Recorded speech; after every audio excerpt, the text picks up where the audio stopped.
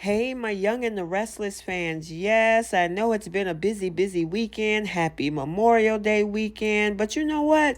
We can't forget about spoilers, and yeah, we got to talk about them. First, the infamous Cameron Kirsten is back to stalk Sharon.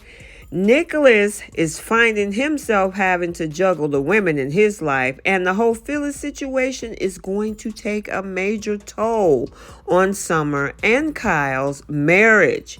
Welcome back to CBS Soap Dish Recap, where we recap everything CBS Soaps, both the Young and the Restless and the Bold and the Beautiful.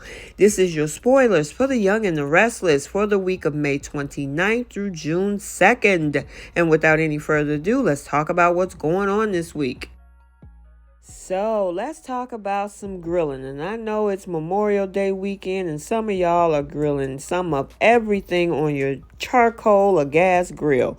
Well, guess what? There's going to be some grilling on the Young and the Restless on Memorial Day, especially when you get to date Victoria. Yeah, there's a whole lot of questions and a whole lot of Newmans. And this time around, the person getting grilled, Nate by Victor.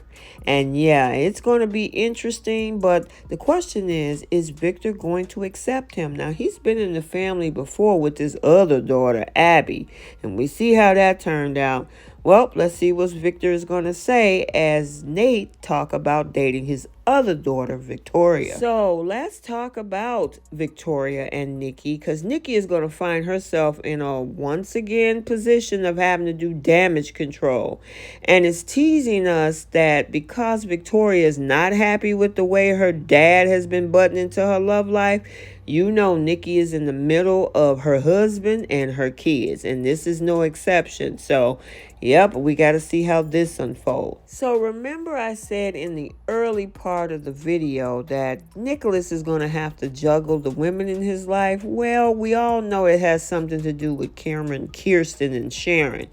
Well, of course, with him being busy over there, Adam is going to find a way to score some major points with his baby mama, Sally. So I'm wondering what that is. And you know what? It looks like they're inching Adam right back in the direction of Sally as they kind of move Nicholas over to Sharon. So we'll see how this transition happens. So now as we talk more about Adam has an ex, and we all know that to be Chelsea. And they've been through a lot. I mean, especially what they've done to one another. Well, it's also this week going to be surprising that Chelsea finds herself able to empathize with her ex-husband, Adam. So, yeah, everything has been working pretty well with Chelsea. Obviously, her counseling is going well. She's starting to counsel other people, too. I wonder if she's going to be Sharon 2.0 after everything she went through. So, we got to see exactly what that is, because I know Adam is in a real pickle right now when it calls to being stuck between this whole thing with Nick and Sally. So we got to stay tuned. So now let's switch gears and talk about Tucker and Ashley. Now we know that these two knuckleheads have already told everybody that they plan to get married. And now, you know what, they got some serious thinking to do, because I know that originally Ashley wanted to hash this plan to kind of stick it to Jack and get under his skin. Well, they realized that they probably should sit down and have a long discussion about their future. What are they actually doing here? What is the end game? Because we all know this thing is coming to a head with Phyllis, which means, of course, Diane is going to be off the hook and free again. And of course, that also means Ashley is going to get egg on her face. So what now, Ashley? Are you going to continue to string Tucker around, or along, I should say? Or what are you going to do? You going to marry him? We got to wait and see. All right, so let's get into the meat and potatoes of this week. And we got this stuff with Phyllis still brewing. So Summer has been helping keeping her mom location a secret. And the crazy thing, she's sneaking food out of Jack's house and everything and clothes this week for her mom, Phyllis. Yeah, well, don't get too comfortable, Phyllis, because meanwhile, Christine, who of course has never been one of Phyllis's biggest fans, they're going to get a major break when she figures out that her longtime rival is still alive, because guess what? The test results are in. Remember Chance dumpster diving, finding their tear-stained obituary or memorial service? Yeah, she is not happy. And the fact that she was so narcissistic, she watched her own service. And of course, that Christine is pissed. So yeah, I don't know, Phyllis. Look like your time is coming up real quick. So Daniel, yeah, look like he is sick and tired of being sick and tired. Daniel is going to have a change of heart this week, which is probably going to be a little bit of bad news for his mom if he decides to spill the beans about her resurrection.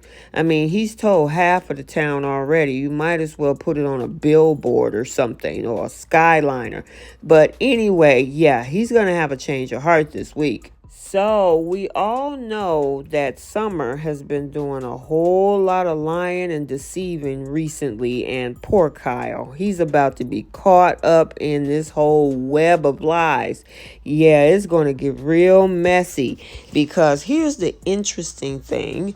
As Daniel finally gets to reunite with his mother in that same suite with Summer, guess who's bursting into the room? Yeah, none other than Kyle. He's going to walk in and catch the three of them.